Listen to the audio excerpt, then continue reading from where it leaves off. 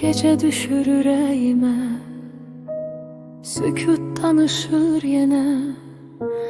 Yolumu itirsəm belə, ümid qalır içimdə.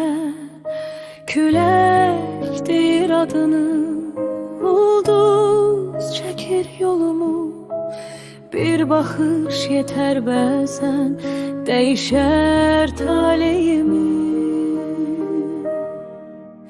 Sessiz dua kimisən, dilimdə deyilməyən. Qəlbimdə min söz var, amma sənə söylənməyən. Sessiz dua kimisən, gecələrim işığı.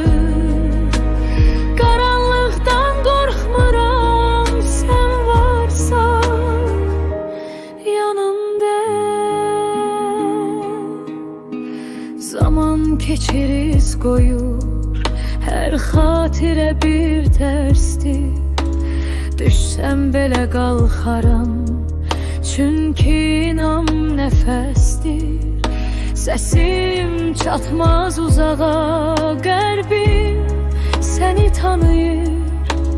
Susmağım da sevgidir, bunu anlayan anlayan. Sessiz dua kimisən, dilimdə deyilməyən. Qəlbimdə min söz var, amma sənə söylənməyən.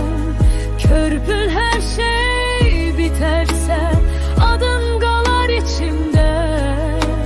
Səni sevən bu ürək susaraq da seçər səni.